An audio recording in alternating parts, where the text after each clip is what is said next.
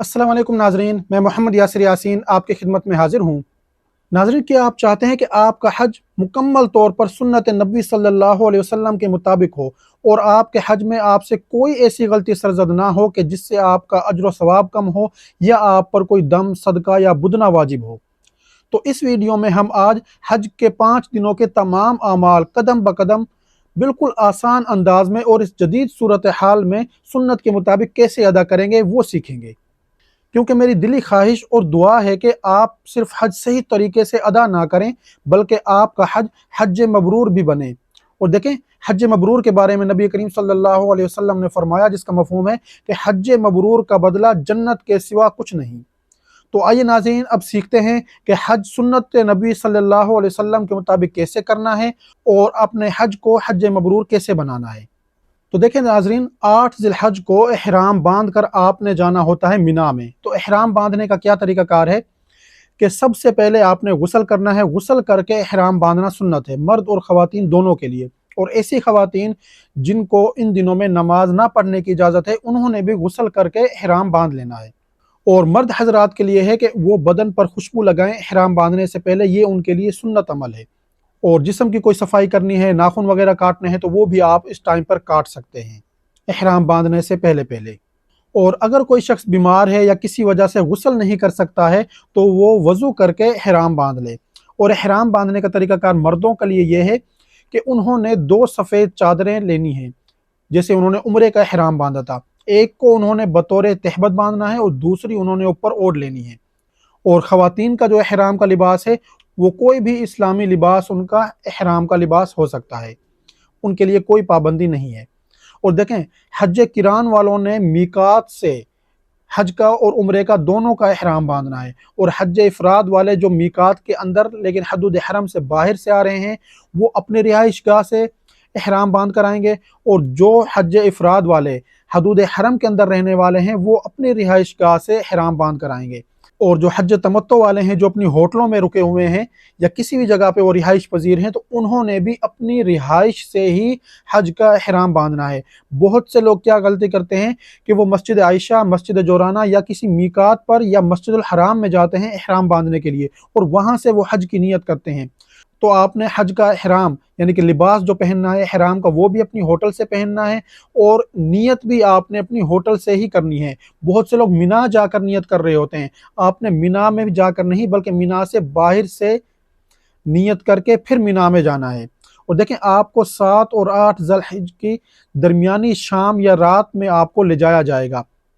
کیونکہ آج کل رش بہت زیادہ ہوتا ہے، تو اس لیے 8 ذی الحج کی بجائے آپ کو رات میں ہی وہ لے جائیں گے۔ تو آپ نے ان کے ساتھ کوآپریٹ کرنا ہے، اور جس ٹائم پر وہ آپ کو بسوں میں بٹھا کر لے کر جائیں گے اسی ٹائم پہ آپ نے مینا میں جانا ہے۔ اور جس وقت آپ احرام کا لباس پہن لیں اس کے بعد آپ نے دعا پڑھنی ہے نیت کرنے کے لیے، اور وہ الفاظ یہ ہیں: اللہم لبیک حجا، یا اللہ میں حج کے لیے حاضر ہوں۔ یعنی کہ اگر آپ کو عربی کے الفاظ نہ آتے ہوں تو آپ اپنی زبان میں بھی یہ الفاظ کہہ سکتے ہیں۔ اور اس کے بعد آپ نے تلبیہ پڑھنا ہے۔ تو دیکھیں، احرام کے لیے تلبیہ شرط ہے، کیونکہ جو شخص تلبیہ نہ پڑھے یا کوئی توحیدی الفاظ نہ کہے اس کا احرام نہیں ہوتا، اور حج کے اندر احرام پہلا فرض ہے۔ اگر آپ کا احرام نہ ہوا یعنی کہ پہلا فرض پورا نہ ہوا تو آپ کا حج نہیں ہوگا۔ اس لیے تلبیہ نیت کرتے وقت آپ نے لازمی پڑھنا ہے کہ لبیک اللہم لبیک، لبیک لا شریک لک لبیک، ان الحمد والنعمت لک والملک لا شریک لک۔ تو یہ پڑھنے کے بعد آپ احرام میں داخل ہو گئے، اور جب آپ حالت احرام میں داخل ہو جائیں گے تو اب آپ پر کچھ پابندیاں عائد ہو جائیں گی، اور ان کو کہتے ہیں کہ احرام کی پابندیاں۔ تو ان میں دیکھیں، مرد حضرات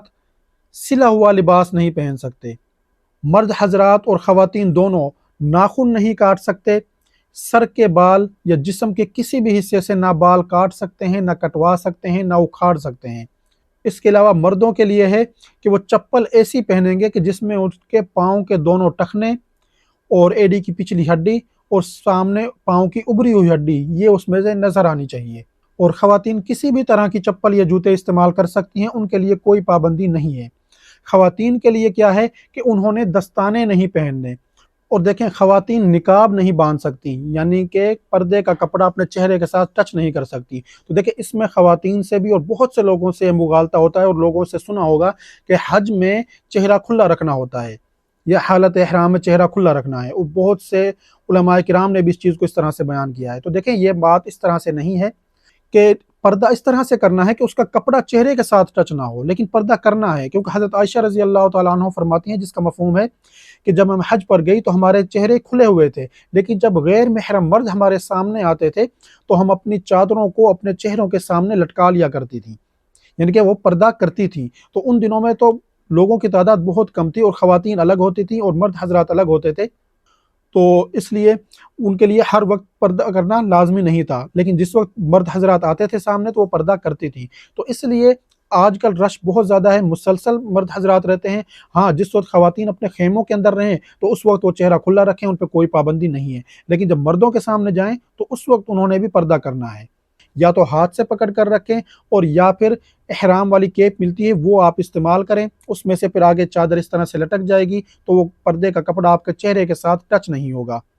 مرد اور خواتین دونوں کے لیے ہے کہ وہ خوشبو استعمال نہیں کر سکتی۔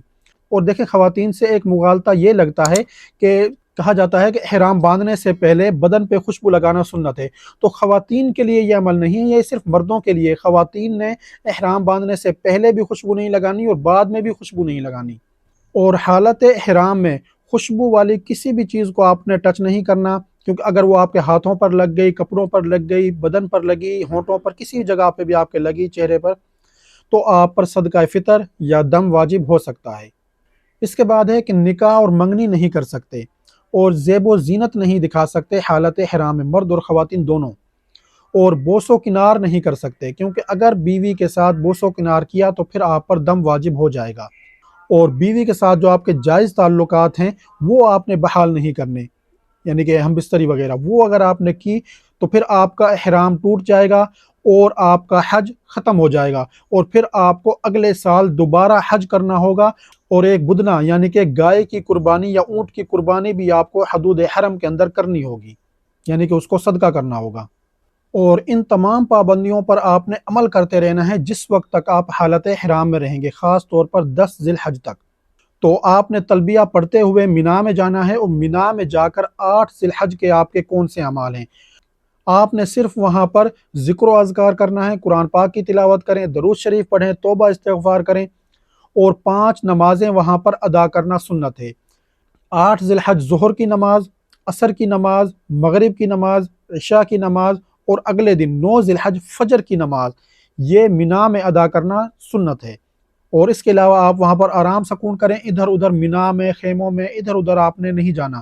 کیونکہ اگلے دن 9 ذی الحج اور 10 ذی الحج کو آپ نے بہت کام کرنے ہیں، بہت مشقت والے اعمال ہوں گے آپ کے، اس لیے اپنی طاقت اور اپنی انرجی کو آپ نے بچا کے رکھنا ہے۔ تو اس لیے 8 ذی الحج کو اپنے خیموں میں جا کر مینا میں آپ نے آرام و سکون سے رہنا ہے۔ اور دیکھیں آج کل کے جدید دور میں کیا ہوگا کہ آپ کو 8 ذی الحج کی رات کو، یعنی کہ 7 اور 8 کی درمیانی جو رات ہوگی، اس میں آپ کو لے جایا جائے گا مینا میں، تو آپ مینا میں ادا کریں گے فجر کی نماز، ظہر، عصر، مغرب اور عشاء کی نماز، 5 نمازیں تو پوری ہو جائیں گی، لیکن 9 ذی الحج فجر کی نماز آپ کو وہاں پر نہیں ملے گی۔ بہت سے لوگوں کو مل بھی سکتی ہے لیکن اکثر کو نہیں ملے گی، کیونکہ رات میں ہی آپ کو وہ لے جائیں گے میدان عرفات میں، بسوں میں بٹھا کر یا ٹرین کے ذریعے۔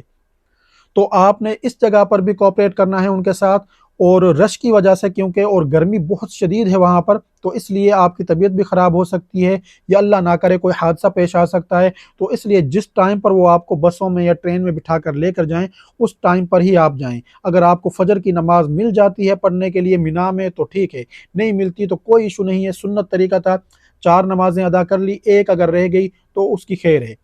کوئی مسئلہ نہیں ہے۔ لیکن اگلا جو عمل 9 ذی الحج کا ہے وہ ہے یوم عرفہ کا، وہ ہے فرض، اور وہ حج کا رکن اعظم ہے، وقوف عرفہ، کیونکہ جس نے وقوف عرفہ نہ کیا یا نہ کر سکا کسی بھی وجہ سے، اس کا حج نہیں ہوگا، چاہے وہ پھر بدنہ یعنی کہ اونٹ اور گائے کی قربانی ہی کیوں نہ دے۔ تو اس لیے آپ نے جس ٹائم پر وہ لے کر جائیں، آپ نے مینا سے عرفات اسی ٹائم پر جانا ہے، تاکہ آپ آسانی کے ساتھ وہاں پہنچ جائیں۔ اور دیکھیں جس وقت آپ میدان عرفات میں پہنچیں گے، اگر آپ کو وہ صبح کے ٹائم پہنچا دیتے ہیں جلدی، تو دیکھیں وقوف عرفہ کا ٹائم شروع ہوگا زوال آفتاب کے بعد،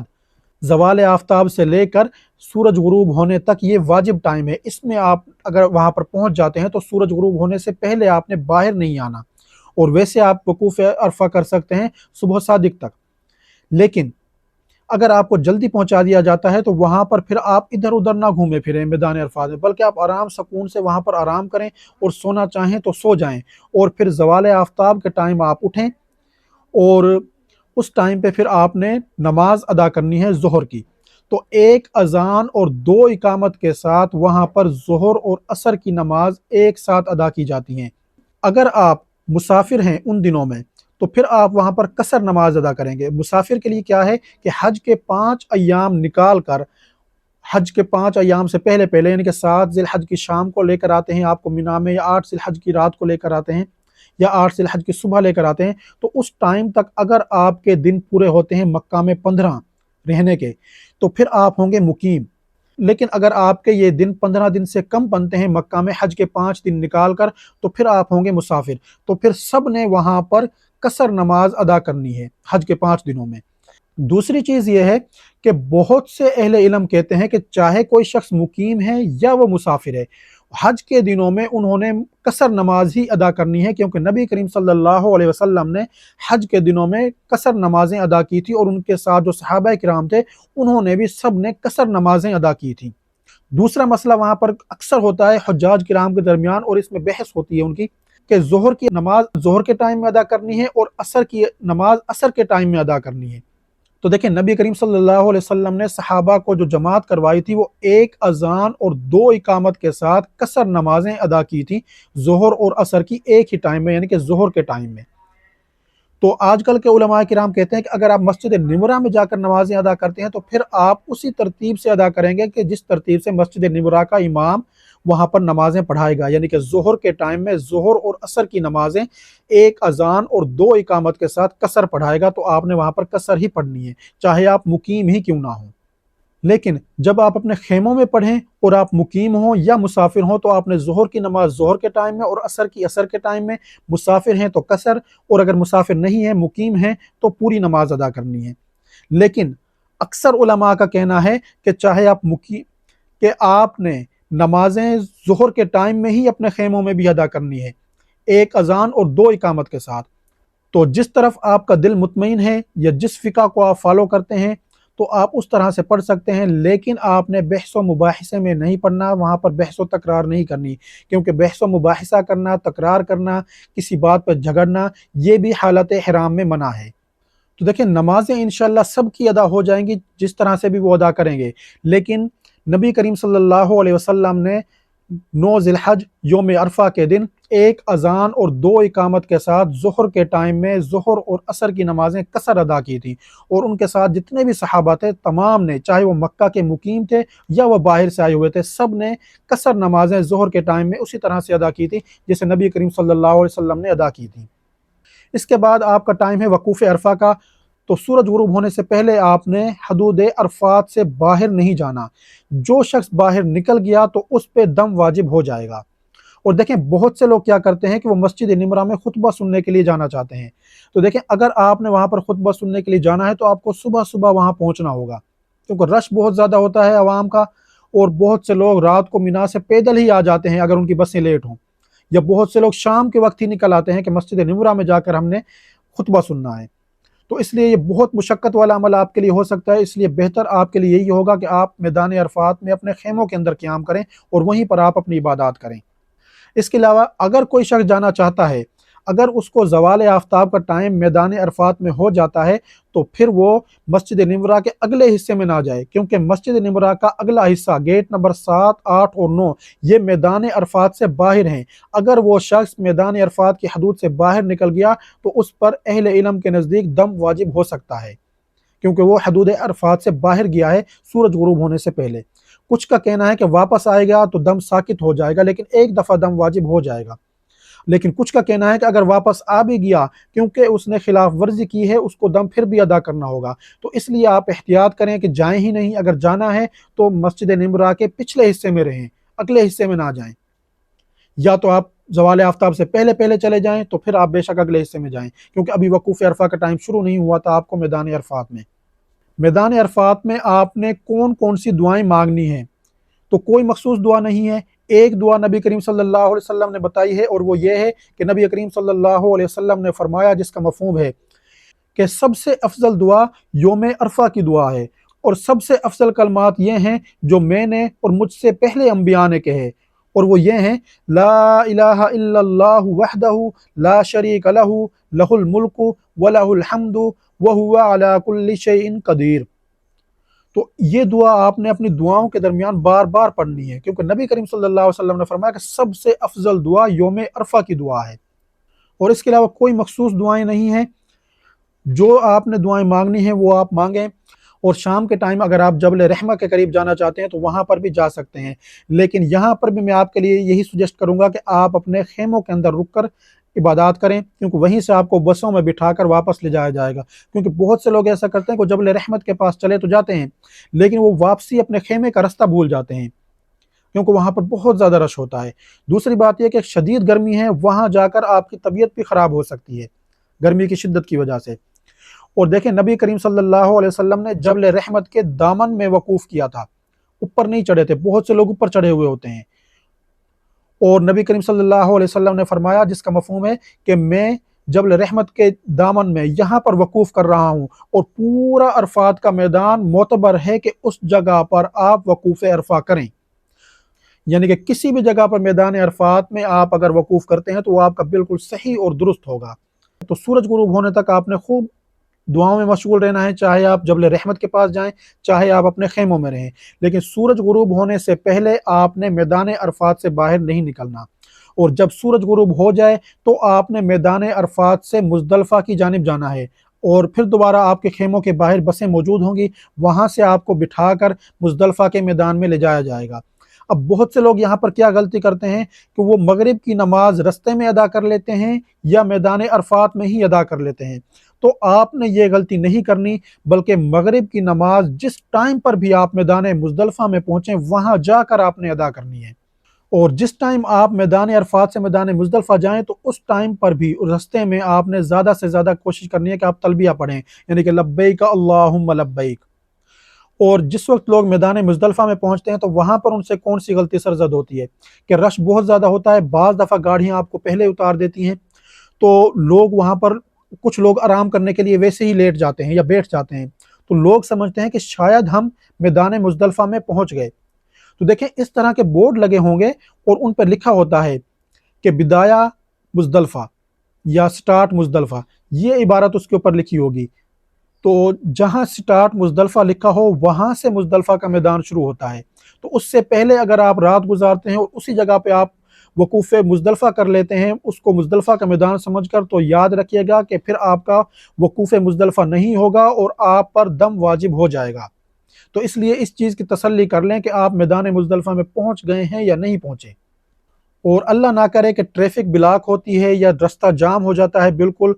और देखें, अगर आपको रात हो जाती है मैदान अरफात से मुजदलफा पहुंचते पहुंचते, तो आप देखेंगे बहुत से लोग सड़क के किनारे नमाज अदा कर रहे होते हैं। तो देखें, आपने ये गलती नहीं करनी। अगर रास्ता बहुत ज़्यादा जाम हो जाता है, निकलने की कोई गुंजाइश नहीं है, और आप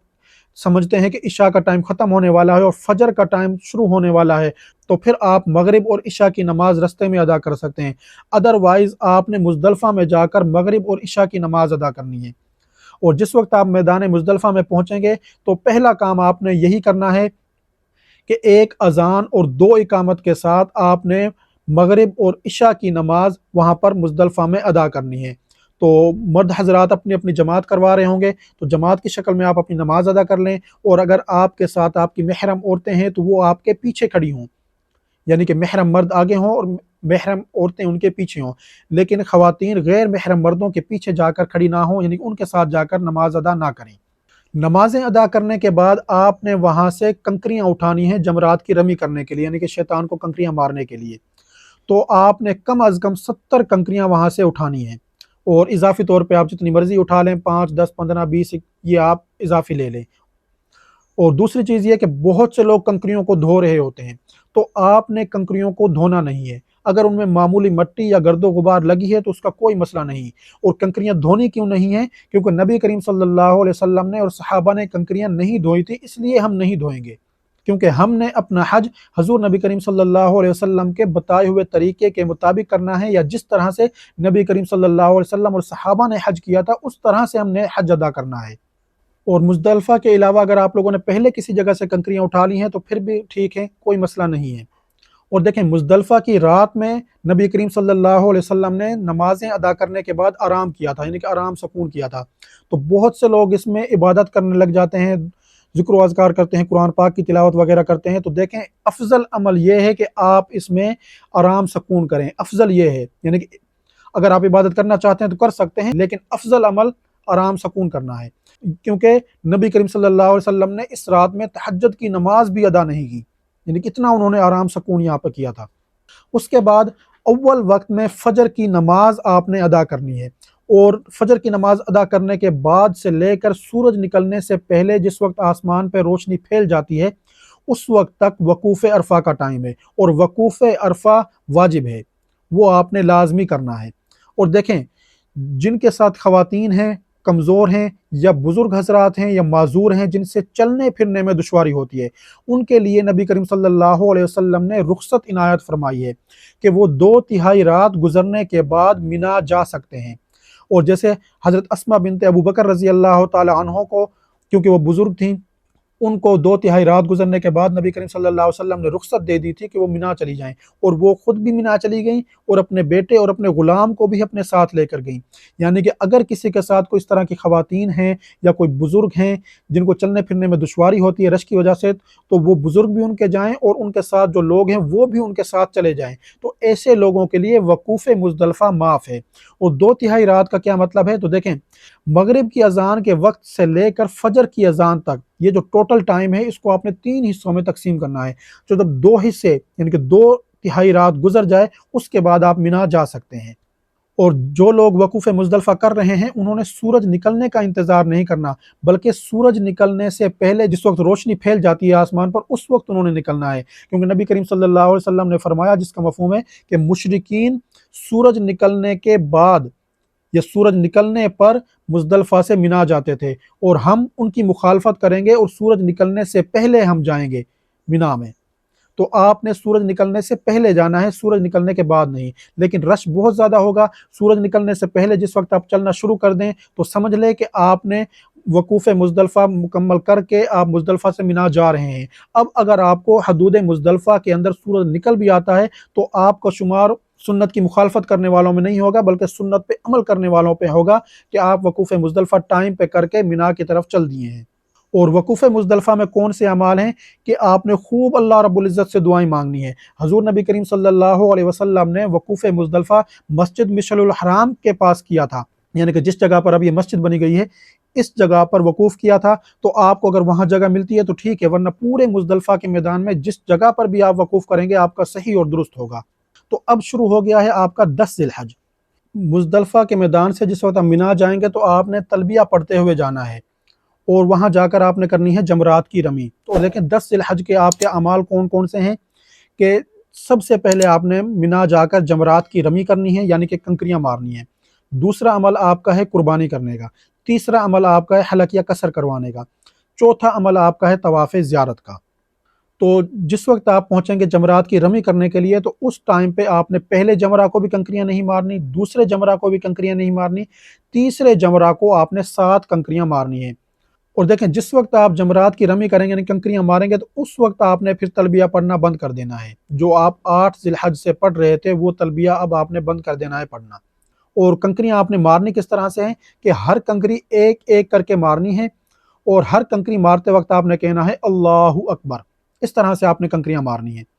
और देखें, जमरात की रमी का जो टाइम है वो ज़वाल आफ्ताब तक है, यानी कि ज़ुहर की अजान जिस वक्त होती है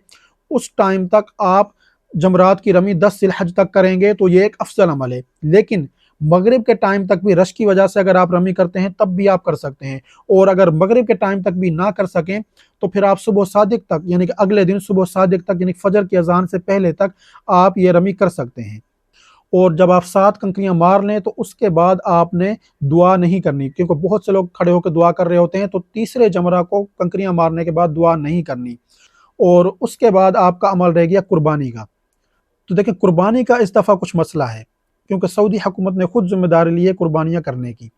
تو اگر آپ کو ٹائم بتا دیا جاتا ہے کہ اس ٹائم تک آپ کی قربانی ادا کی جائے گی، یا آپ کے پاس میسج کا آپ کو بتایا جاتا ہے کہ فلاں ٹائم تک آپ کے پاس میسج آئے گا کہ آپ کی جانب سے قربانی ہو گئی ہے، تو پھر تو آپ انتظار کر سکتے ہیں کہ قربانی ہوگی تو اس کے بعد ہم حلق یا قصر کروائیں گے۔ لیکن اگر آپ کو انفارم نہیں کیا جاتا ہے یا آپ کو نہیں بتایا جاتا ہے تو پھر آپ اپنا حلق یا قصر کروا سکتے ہیں، کیونکہ بہت سے لوگ کہتے ہیں کہ ترتیب لازمی ہے۔ تو دیکھیں، ترتیب سنت ہے کہ جمرات کی رمی کرنا، قربانی کرنا، حلق یا قصر کروانا، یہ ترتیب سنت ہے، کیونکہ بہت سے لوگ اس کو واجب کہتے ہیں اور فقہ حنفی کے مطابق یہ ترتیب واجب ہے۔ لیکن اس دفعہ وہ بھی یہ اسی پہ عمل کریں گے کہ اگر وہ ترتیب پہ آسانی سے عمل کر سکے تو ٹھیک ہے، نہ کر سکے تو وہ قربانی سے پہلے حلق کروائیں گے۔ اور دیکھیں نبی کریم صلی اللہ علیہ وسلم نے اپنے اعمال کس طرح سے ادا کیے تھے اور صحابہ نے کس طرح سے ادا کیے تھے 10 ذی الحج کے اعمال۔ نبی کریم صلی اللہ علیہ وسلم نے سب سے پہلے جمرات کی رمی کی، اس کے بعد قربانی کی، اس کے بعد حلق کروایا اور پھر جا کر طواف زیارت کیا۔ اور نبی کریم صلی اللہ علیہ وسلم نے فرمایا کہ لوگوں، مجھ سے حج کے مناسک سیکھ لو، ہو سکتا ہے کہ آئندہ سال میں تم میں نہ ہوں۔ تو بہت سے لوگ نبی کریم صلی اللہ علیہ وسلم کے پاس آئے اور انہوں نے فرمایا کہ یا رسول اللہ صلی اللہ علیہ وسلم کہ ہم نے قربانی سے پہلے حلق کروا لیا۔ تو نبی کریم صلی اللہ علیہ وسلم نے فرمایا کہ افعل ولا حرج، کہ اب کر لو، کوئی حرج نہیں ہے۔ کچھ آئے انہوں نے کہا کہ ہم نے رمی سے پہلے قربانی کر لی،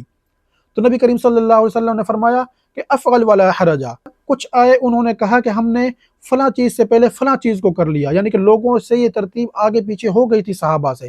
تو نبی کریم صلی اللہ علیہ وسلم نے ہر ایک کے لیے کہا کہ افعل ولا حرج،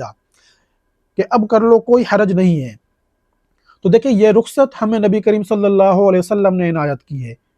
کہ ترتیب پر عمل کرنا افضل عمل ہے، لیکن اگر کسی مجبوری کی وجہ سے یا بھول کر نہ کر سکیں تو کوئی ایشو نہیں ہے، تو آگے پیچھے بھی یہ چیزیں ہو جائیں تو دم واجب آپ پہ نہیں ہوگا۔ کیونکہ دیکھیں، فرض کریں آپ کی جانب سے قربانی ادا کی جائے گی 11 بجے اور آپ کے پاس میسج آ جاتا ہے 11 بجے کہ آپ کی جانب سے قربانی ادا کر دی گئی ہے، آپ کا اس میں کوئی عمل دخل نہیں تھا، پیسے آپ کے پہلے جمع ہو گئے، لیکن آپ پھنس گئے مزدلفہ سے مینا آتے ہوئے رش میں اور آپ نے اس ٹائم تک جمرات کی رمی نہیں کی۔ اب اس میں آپ کا کیا قصور تھا کہ قربانی آپ کی جانب سے پہلے ہو گئی اور رمی آپ اس ٹائم تک نہیں کر سکے، اور رمی آپ نہ کر سکیں بے شک مغرب کے ٹائم تک بھی رش کی وجہ سے، تو پھر آپ کا کیا ہوگا؟ تو اس لیے اللہ رب العزت آپ کے لیے آسانی چاہتا ہے، تنگی نہیں چاہتا۔ قرآن پاک میں اللہ تعالیٰ فرماتا ہے کہ اللہ تمہارے لیے آسانی چاہتا ہے، تنگی نہیں چاہتا۔ تو دین کے اندر آسانیاں ہیں اور مشکل ہم لوگ اپنے لیے خود پیدا کرتے ہیں۔ تو رمی کرنے کے بعد آپ کی جانب سے قربانی کر دی جائے گی، اگر اطلاع مل جاتی ہے تو ٹھیک ہے، نہیں ملتی تو کوئی حرج نہیں ہے، پھر آپ حلق یا قصر کروا سکتے ہیں کچھ انتظار کرنے کے بعد۔ اور دیکھیں حلق یا قصر کا کیا طریقہ کار ہے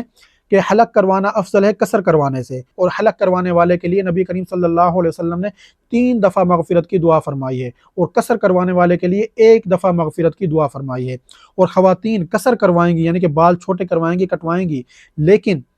ان کو اجر و ثواب مردوں کے حلق کروانے کے برابر ہوگا، یعنی کہ 3 دفعہ مغفرت کی دعا ان کے لیے ہوگی۔ حلق کا کیا طریقہ کار ہے کہ اس طرح کے ساتھ، یعنی کہ بلیڈ کے ساتھ سارے سر کے بال آپ نے مڑوا دینے ہیں۔ بہت سے لوگ زیرو مشین لگوا رہے ہوتے ہیں یا ٹریمر لگوا رہے ہوتے ہیں، تو دیکھیں اس سے آپ کا قصر نہیں ہوگا، وہ حلق میں شمار ہوگا، وہ قصر میں نہیں آئے گا۔ تو بلیڈ کے ساتھ سارے سر کے بال آپ نے مڑوانے ہیں، یعنی کہ سر کو گنجا کروا دینا ہے، تو وہ ہوگا آپ کا حلق۔ اور قصر کیا ہوگا کہ انگلی کے 1 پور کے برابر بال آپ نے لازمی کاٹنے ہیں، یہ مرد اور خواتین دونوں کے لیے ہے کہ انگلی کے 1 پور کے برابر بال کٹوانا لازمی ہے۔ جس شخص نے انگلی کے 1 پور سے کم بال کٹوائے اس کا قصر ادا نہیں ہوگا اور وہ احرام کی پابندیوں سے باہر نہیں آئے گا۔ اور جن لوگوں کے مرد حضرات کے بال انگلی کے 1 پور سے چھوٹے بال ہیں تو وہ قصر کروا ہی نہیں سکتے، ان کے لیے لازم ہے کہ وہ حلق ہی کروائیں گے۔ اور بالوں کی جو مقدار ہے وہ سر کے 1/4 حصے کے بال آپ نے لازمی کٹوانے ہیں، خواتین نے بھی اور مردوں نے بھی۔ بہت سے لوگوں کو دیکھا ہے کہ وہ جگہ جگہ سے کینچی لگوا لیتے ہیں اور کہتے ہیں کہ ہمارا قصر ہو گیا، یا بال بالکل چھوٹے چھوٹے کٹواتے ہیں، سارے سر کے بال کٹوا لیتے ہیں بالکل چھوٹے چھوٹے اور کہتے ہیں کہ ہمارا قصر ہو گیا۔ تو اس طرح سے قصر نہیں ہوتا، یعنی کہ 25% سر کے بال لازمی کٹوانے ہیں مرد اور خواتین دونوں نے۔ اور خواتین نے کیا کرنا ہے کہ ان کے بال بعض خواتین کے اوپر سے نیچے آتے ہوئے کم ہوتے جاتے ہیں، تو انہوں نے بالوں کو 3 یا 4 حصوں میں تقسیم کرنا ہے اور ہر جگہ سے انگلی کے 1 پور کے برابر بال انہوں نے کاٹ لینے ہیں۔ اور جن خواتین کا بال اوپر سے نیچے تک بالکل سیدھے ہیں، نیچے سے برابر ہیں، تو وہ پھر ایک ہی جگہ سے پکڑ کر انگلی کے 1 پور کے برابر بال کاٹ لیں۔ اور دیکھیں خواتین खुद भी काट सकती हैं, किसी दूसरी ख़वातीन से भी कटवा सकती हैं और अपने महरम मर्द से भी कटवा सकती हैं। और जब आप हलक या कसर करवा कर एहराम खोल देंगे तो फिर आप पर से एहराम की तमाम पाबंदियाँ ख़त्म हो जाएंगी। सिर्फ एक पाबंदी बाकी, और वो है मियाँ बीवी के जो अज़दवाजी ताल्लुकात हैं वो आपके अभी बहाल नहीं हुए। वो आपके बहाल होंगे तवाफ़ ज़ियारत करने के बाद। हलक या कसर करवाने के बाद आप अपना एहराम खोल दें और फिर आपने जाना है तवाफ़ ज़ियारत के लिए। और देखें, तवाफ़ ज़ियारत आप कुर्बानी से पहले भी कर सकते हैं, रमी करने से पहले भी कर सकते हैं, इसमें कोई इशू नहीं है। ये तमाम आइम्मा के नज़दीक और तमाम अहले इल्म के नज़दीक ये इस तरह से है कि इसको आप किसी भी टाइम जाके कर सकते हैं। यानी कि ये तरतीब जो लोग कहते हैं कि वाजिब है, ये उनके नज़दीक भी वाजिब नहीं है तरतीब में, लेकिन अगर तरतीब से चलेंगे तो वो एक सुन्नत अमल होगा। तवाफ़ ज़ियारत का टाइम 10 ज़िलहज से लेकर 12 ज़िलहज सूरज गुरूब होने से पहले तक है। इस टाइम के अंदर आपने तवाफ़ ज़ियारत लाजमी करना है। जिस शख्स ने बिना किसी उज़र के तवाफ़ ज़ियारत को 12 ज़िलहज सूरज गुरूब होने के बाद तक किया या उसको डिले किया तो उस शख्स पर दम वाजिब हो जाएगा। और जिस वक्त आप जाएंगे तवाफ़ ज़ियारत करने के लिए, तो देखें, अगर आप जा रहे हैं हालत ihram में तवाफ़ ज़ियारत करने के लिए, तो फिर आपने तवाफ़ ज़ियारत के लिए इज़्तिबा करना होगा, यानी कि दाएं कंधे को ihram से बाहर निकालना होगा और आपने रमल भी करना होगा। लेकिन अगर आप ihram खोलकर आम सिले हुए लिबास में जा रहे हैं तो फिर आपने तवाफ़ ज़ियारत में इज़्तिबा नहीं करना। और देखें, हज किरान और हज इफराद वालों ने अगर तवाफ़ कुदूम के साथ पहले सफ़ा मरवा की सही कर ली थी और अब उन्होंने सही नहीं करनी, तो ऐसे लोग फिर रमल नहीं करेंगे, यानी कि पहलवानों वाली जो चाल है वो नहीं चलेंगे। और पहलवानों वाली चाल यानी कि रमल वो मर्द करेंगे जिन्होंने तवाफ़ ज़ियारत के बाद सफ़ा मरवा की सही भी करनी है, क्योंकि रमल तभी किया जाता है कि जब आप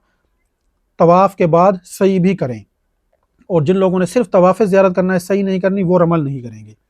और देखें, तवाफ़ ज़ियारत का तरीक़ाकार वही है जैसे आपने उम्रा में पहले तवाफ़ किया था कि हजर अस्वद के इस्तिलाम से आपने आगाज़ करना है। दुआएं आप जो मर्ज़ी पढ़ें, रुकन यमानी से हजर अस्वद तक आपने रब्बना आतिना फ़िद दुनिया हसना व फ़िल आखिरति हसना व क़िना अज़ाबन्नार, ये दुआ पढ़नी है। और देखें, अगर आप ihram खोल कर तवाफ़ ज़ियारत करने के लिए आए हैं तो इस तवाफ़ में आप हजर अस्वद का बोसा अगर लेना चाहते हैं, बिना किसी को धक्के दिए ले सकते हैं तो ले सकते हैं, कोई पाबंदी नहीं है, क्योंकि अब खुशबू वाली पाबंदी ख़त्म हो गई। और मुल्तज़िम पर आप जा सकते हैं, मुल्तज़िम से चिमट कर दुआएं कर सकते हैं और रुकन यमानी को भी आप छू सकते हैं, लेकिन बोसा नहीं लेना, क्योंकि बोसा लेना नबी करीम सल्लल्लाहु अलैहि वसल्लम से और सहाबा से साबित नहीं है। और उसके बाद आपने जब तवाफ़ आपका मुकम्मल हो जाए तो 2 रकात नमाज वाजिबुत तवाफ़ आपने अदा करने हैं। उसके बाद आब ज़मज़म पीना है। उसके बाद आपने जाना है सफ़ा मरवा की सही करने के लिए। सफ़ा मरवा की सही जिस वक्त आप मुकम्मल कर लेंगे, उसके बाद आपने वापस मिना में आना है, वहाँ पर रुकना नहीं है, क्योंकि बहुत से लोग होटल चले जाते हैं। तो देखें, हज हो रहा है मिना में, तो वो कैसी महरूमी होगी कि आप मिना को छोड़कर अपनी होटल चले जाते हैं। और कुछ अहले इल्म के नज़दीक मिना में रातें गुजारना वाजिब हैं और कुछ के नज़दीक सुन्नत मुअक्कदा हैं। और अब आपने तवाफ़ ज़ियारत कर लिया, अब आपके ऊपर जो एक पाबंदी थी कि मियाँ बीवी के जायज़ ताल्लुकात आपके बहाल नहीं हुए थे, अब आपके वो भी बहाल हो गए। तो तवाफ़ ज़ियारत करने के लिए आप दिन में जाएँ या रात में जाएँ, कोई पाबंदी नहीं है, फिर आप मिना से बाहर जा सकते हैं। लेकिन इसके अलावा आपने रातें मिना से बाहर नहीं गुजारनी। और अब आपका अगला दिन है 11 ज़िलहज का। तो 11 ज़िलहज के आपके अमाल हैं कि आपने जमरात की रमी करनी है। और जमरात की रमी का टाइम ज़वाल आफ्ताब के बाद शुरू होता है और सुबह सादिक तक रहता है, यानी कि अगले दिन सुबह सादिक तक आप कंकरियाँ मार सकते हैं। लेकिन याद रखिएगा कि अगर आपसे कोई कहता है कि ज़वाल आफ्ताब से पहले जाकर रमी करें, और बहुत से लोग, लाखों की तादाद में लोग कर रहे होंगे कि ज़ोहर से पहले वो रमी कर रहे हो कि 11 तारीख को, 12 तारीख को, आपने ये अमल नहीं करना, क्योंकि इस टाइम पे जो रमी की जाएगी वो रमी शुमार नहीं होगी और रमी करना वाजिब है। अगर आप ना कर, अगर आपने फिर दोबारा उसका यादा ना किया, यानी कि सही टाइम पर आपने रमी ना की, तो आप पर दम वाजिब हो जाएगा। तो चाहे कोई कुछ भी कहे, आपने ज़ोहर से पहले जाकर रमी नहीं करनी 11 और 12 को। और 11 तारीख को क्या तरीका कार है रमी करने का कि आपने 21 कंकरियां साथ लेकर जानी है, कुछ इजाफी साथ ले जाएं, और पहले जमरा को 7 कंकरियां मारनी है। और कंकरियां मारने का तरीका कार वही है जैसे आपने 10 तारीख को मारी थी कि एक एक करके कंकरियां मारनी है और हर कंकरी पे आपने कहना है अल्लाहू अकबर। और जब आप 7 कंकरियां पहले जमरे को मार लें, यानी कि छोटे जमरा को मार लें, तो फिर आप साइड पे खड़े हो जाएं और किबला रुख होकर आपने दुआएं करनी है। اس ٹائم پہ دعائیں کرنا نبی کریم صلی اللہ علیہ وسلم کی سنت ہے۔ پھر آپ نے جانا ہے دوسرے جمرہ پر اور وہاں جا کر 7 کنکریاں مارنی ہیں اور پھر آپ نے سائڈ پہ کھڑے ہو کر دعا کرنی ہے۔ پھر آپ نے جانا ہے تیسرے جمرہ پر، پھر اس کو 7 کنکریاں مارنی ہے اور تیسرے جمرہ کو کنکریاں مارنے کے بعد دعا نہ کرنا سنت ہے، یعنی کہ پہلے 2 جمروں کو کنکریاں مارنے کے بعد دعا کرنا سنت ہے اور تیسرے جمرہ کو کنکریاں مارنے کے بعد دعا نہ کرنا سنت ہے۔ اس کے بعد آپ نے واپس مینا اپنے خیموں میں آ جانا ہے اور وہاں پر آپ نے ذکر و اذکار، توبہ، استغفار، ان چیزوں میں مشغول رہیں اور فضول کی جو بحث و مباحثہ ہے، کسی بھی چیز میں تکرار، وہ آپ نے نہیں کرنا، کیونکہ آپ کا قیمتی وقت ہے حج کے دنوں کا اور آپ نے اس کو قیمتی ہی بنانا ہے۔ اور اسی طرح سے 12 ذی الحج کے اعمال ہیں، اس دن بھی آپ نے زوال آفتاب سے پہلے کنکریاں نہیں مارنی، زوال آفتاب کے بعد کنکریاں مارنی ہیں۔ اور دیکھیں 13 ذی الحج کی کنکریاں مارنا وہ افضل اور مستحب عمل ہے، جو اضافہ کرنا چاہے یعنی کہ 13 کو کنکریاں مارنا چاہے اس کے لیے اجر عظیم ہے، افضل عمل ہوگا، اور اگر کوئی نہ مارنا چاہے تو اس پہ کوئی گناہ نہیں۔ لیکن جو شخص نہ مارنا چاہے اس کے لیے یہ ہے کہ وہ 12 ذی الحج کو کنکریاں مار کر مغرب سے پہلے مینا کی حدود سے باہر چلا جائے۔ مینا کی حدود سے باہر جانے کا مطلب کیا ہے کہ آپ نے اپنے خیمے سے اپنا سامان اٹھا کر باہر نکل جانا ہے۔ اب دیکھیں اس میں کچھ علماء کہتے ہیں کہ جس کو سورج غروب ہو گیا اس کے لیے پھر لازم ہے کہ وہ 13 ذی الحج کی کنکریاں بھی مارے گا، لیکن کچھ کہتے ہیں کہ اس پر لازم نہیں ہے، اگر صبح صادق اس کو مینا میں ہو گئی تو پھر اس کے اوپر واجب ہو جائے گا اور پھر اس کو 13 کی کنکریاں مارنی لازمی ہے، اگر اس نے نہ ماری تو اس پر دم واجب ہوگا۔ لیکن دیکھیں حضرت عمر رضی اللہ تعالیٰ عنہ نے فرمایا، جس کا مفہوم ہے کہ جس کو 12 ذی الحج کو سورج غروب ہو جائے مینا میں، اس کے لیے لازم ہے کہ وہ 13 ذی الحج کی کنکریاں مار کر جائے۔ تو اس لیے اگر آپ رکنا چاہتے ہیں تو پھر آپ وہاں پر دیر کریں، ورنہ آپ اول وقت میں 12 کو کنکریاں مار کر، یعنی کہ ظہر کی نماز کے بعد اول وقت میں جا کر آپ کنکریاں ماریں اور سورج غروب ہونے سے پہلے آپ چلے جائیں۔ اور جو لوگ 13 ذی الحج کی کنکریاں مارنا چاہتے ہیں تو اس کا طریقہ کار بھی وہی ہے جیسے آپ نے 11 اور 12 کو تینوں جمروں کو کنکریاں ماری تھیں، اور اس کے بعد پھر آپ اپنے رہائش اپنی ہوٹل میں جا سکتے ہیں۔ اور دیکھیں اگر آپ نے کسی اور کی طرف سے رمی کرنی ہے تو پھر آپ نے اس سے پہلے اجازت لینی ہے۔ ایسا نہیں ہے کہ آپ کا والد، آپ کی والدہ یا آپ کے ساتھ کوئی اور بزرگ ہیں کہ آپ کو پتا ہے کہ وہ رمی خود نہیں کر سکتے ہیں اور آپ اپنی رمی کرنے کے لیے گئے ہیں اور ان کی کنکریاں بھی آپ ساتھ لے گئے اور آپ نے جا کر رمی کر دی، ایسا نہیں ہوگا۔ ان سے اجازت لینا لازمی ہے، وہ آپ کو اجازت دیں، آپ کو اپنا وکیل منتخب کریں، تب جا کر آپ ان کی طرف سے رمی کر سکتے ہیں۔ اور جس وقت آپ اپنی رمی کر رہے ہوں گے، اپنی کنکریاں ماریں گے، اس کے بعد آپ نے ان کی طرف سے کنکریاں مارنی ہے۔ ایسا نہیں ہے کہ آپ ایک ہی ساتھ اپنی رمی بھی کر رہے ہیں اور ان کی بھی کر رہے ہیں، پہلے اپنی رمی کرنی ہے اس کے بعد ان کی رمی کرنی ہے۔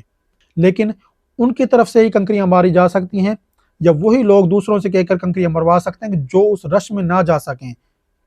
یعنی کہ وہ معذور ہیں، بیمار ہیں، کمزور ہیں، کہ اس رش میں جائیں گے تو ان کے گرنے کا کوئی خطرہ ہے یا کوئی حادثہ ان کے ساتھ پیش آ سکتا ہے یا وہ بیمار ہو سکتے ہیں، تو ایسے لوگ وہ دوسروں سے کہہ کر کنکریاں مروا سکتے ہیں۔ لیکن جو صحت مند ہے، خود جا سکتے ہیں، ویسے گھبرا رہے ہیں رش میں جانے سے، ان کے لیے یہ نہیں ہے، انہوں نے خود جا کر ہی رمی کرنی ہے۔ اور اب بات کرتے ہیں کچھ خواتین کے مسائل کے حوالے سے۔ تو ایسی خواتین کہ جن کے ان دنوں میں وہ دن شروع تھے کہ جن میں وہ نماز ادا نہیں کر سکتی تھی، تو باقی حج کے تمام اعمال انہوں نے کرنے ہیں، صرف نمازیں نہیں پڑھنی تھی۔ اور اگلا ان کا عمل ہے طواف زیارت کا۔ تو دیکھیں طواف زیارت کا ٹائم 12 ذی الحج سورج غروب ہونے سے پہلے تک ہے، یعنی کہ سورج غروب ہونے تک، تو اس سے پہلے پہلے آپ نے طواف زیارت کرنا ہوتا ہے۔ تو وہ خواتین اس ٹائم میں بھی طواف زیارت نہیں کریں گی، جس وقت ان کو یا جن دنوں میں ان کو نمازیں ادا کرنے کی اجازت ہوگی تو اس وقت وہ غسل کر کے پھر طواف زیارت کر لیں گی، بے شک وہ 12 ذی الحج کے بعد ہی کیوں نہ ہو، اور ان پر کوئی گناہ یا کوئی دم ان کے اوپر واجب نہیں ہوگا۔ لیکن اگر ان خواتین کا واپس ملک آنے کا ٹائم ہو جاتا ہے یا ان کا مدینہ جانے کا ٹائم ہو جاتا ہے تو وہ خواتین، ان کے لیے حکم یہ ہے کہ وہ وہاں پر رکیں۔ اگر وہ مدینہ چلی جاتی ہیں تو وہاں سے واپس آ کر جب ان کہنے کے نماز پڑھنے کی ان کو اجازت ہو تو وہاں سے وہ واپس آئیں گی اور طواف زیارت کریں گی، کیونکہ طواف زیارت فرض ہے، اس کی معافی نہیں ہے۔ اور جو شخص طواف زیارت کیے بنا اپنے ملک واپس چلا جائے یا اپنے علاقے میں واپس چلا جائے، اس کا حج ابھی نامکمل ہے، ایک فرض اس کے اوپر واجب ہے اور ایک فرض اس کے ذمے ہے ادا کرنا طواف زیارت کا۔ پھر وہ واپس آئے گا زندگی میں کبھی بھی اور طواف زیارت بھی کرے گا اور دم بھی ادا کرے گا لیٹ کرنے کی وجہ سے۔ لیکن اگر خواتین اپنے مخصوص ایام کی وجہ سے جاتی ہیں تو وہ پھر مدینہ سے واپس آئیں اور طواف زیارت کر کے واپس چلی جائیں، ان پر دم نہیں ہوگا۔ لیکن اگر آپ کی فلائٹ کا ٹائم ہو گیا ہے اور آپ نے اپنے ملک واپس آنا ہے تو دیکھیں امام ابو حنیفہ، امام شافعی، امام مالک، ان کے نزدیک تو یہ ہے کہ عورت نے جانا ہی نہیں ہے، وہ طواف زیارت کر کے ہی جائے گی۔ لیکن آج کل جدید دور ہے، فلائٹ کا ٹائم ہو جائے تو نکلنا ہوتا ہے، تو پھر امام ابو حنیفہ کے نزدیک جو بات ہے وہ یہ ہے کہ ایسی خاتون جو رک نہ سکتی ہو اور اس نے قافلے کے ساتھ واپس جانا اس کے لیے لازمی ہو، تو وہ ان دنوں میں، یعنی کہ